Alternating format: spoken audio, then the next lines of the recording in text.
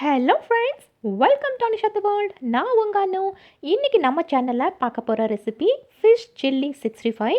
இது சிக்கன் 65 போல தான், ஆனால் டேஸ்ட் இன்னும் சூப்பராக இருக்கும். இந்த சில்லி ஃபிஷ் 65 பண்ணுறதுக்கு ஒரு எம்டி பவுலில் 1.5 ஸ்பூன் அளவுக்கு சோள மாவு, அதே 1.5 ஸ்பூன் அளவுக்கு அரிசி மாவு, 1 ஸ்பூன் இஞ்சி பூண்டு பேஸ்ட், 1/4 ஸ்பூன் மஞ்சள் தூள், 1/2 ஸ்பூன் தனியாத்தூள், 3/4 ஸ்பூன் சீரகத்தூள், 1 ஸ்பூன் தனி மிளகாய்த்தூள், இதுக்கு தேவையான அளவு உப்பு, அப்புறம் இது கூட ஒரு 1/4 லெமன் மட்டும் பிழிஞ்சு விட்டுக்கலாம்.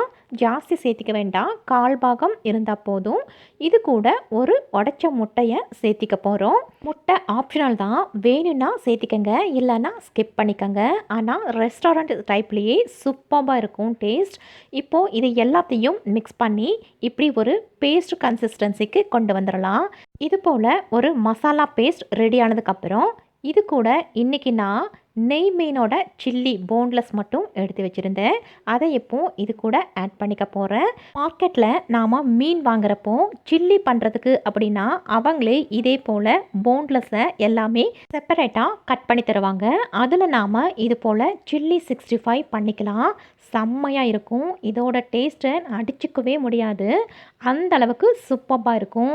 இது ரசம் சாதத்து கூட தயிர் சாதத்து கூட சாப்பிட்றதுக்கு அவ்வளோ ஒரு சூப்பரான காம்பினேஷன். இது மோஸ்ட்லி மீன் குழம்பு, மீன் வறுவல் அதே மாதிரியே சாப்பிட்றதுக்கு இதே மாதிரி சில்லி 65யும் செஞ்சு பாருங்கள், சூப்பராக இருக்கும். அவ்வளோதான்.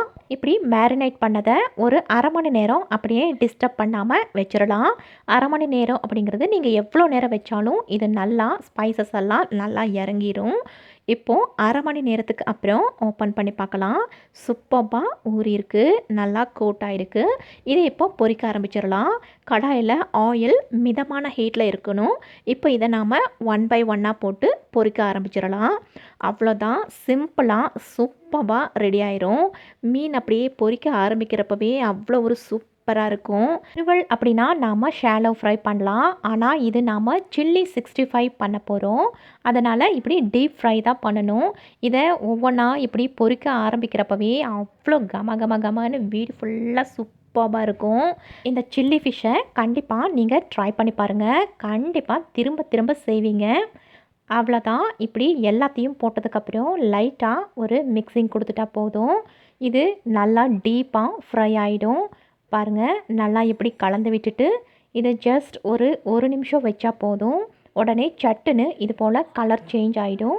நாம் இன்றைக்கி முட்டை உடச்சி ஊற்றுறதுனால இந்த மாதிரி நுரை மாதிரி இருக்குது, ஆனால் அது ஒன்றும் ப்ராப்ளம் இல்லை, இன்னும் செம்ம டேஸ்டியாக தான் இருக்கும். ஸோ இந்த அளவுக்கு நல்லா கலர் சேஞ்ச் ஆனதும் இப்போ இதை நாம் தனியாக எடுத்துக்கலாம். அவ்வளோதான், நம்மளுடைய சில்லி ஃபிஷ் செம்மையான வாசத்தோட சூப்பராக ரெடி ஆகிடுச்சு. இங்கே வறுக்க ஆரம்பித்த உடனேயே எல்லாருக்குமே இந்த சில்லி ஃபிஷ்ஷோட வாசத்துக்கே பசிக்க ஆரம்பிச்சிடும். அந்த அளவுக்கு செம்மையாக இருக்கும் இதோட ஸ்மெல். வறுவல் விட இந்த சில்லி ஃபிஷ் அவ்வளோ ஒரு கிறிஸ்பியாக சூப்பராக இருக்கும். கண்டிப்பாக ட்ரை பண்ணி பாருங்கள். அவ்வளோதான், இப்போ நான் ஃப்ரை பண்ணது எல்லாமே எடுத்துட்டேன். இப்போ ஸ்டவ் ஆஃப் பண்ணிவிட்டு ஃபைனலாக ஒரு கொத்து கருவேப்பிலையை இப்படி பொரித்து எடுத்துக்கலாம். இப்போ இதுவும் ரெடி. இப்போ பாருங்கள், இப்படி மொறு மொறு சவுண்டோட நம்மளுடைய சில்லி ஃபிஷ் சூப்பராக ரெடி ஆகிடுச்சு.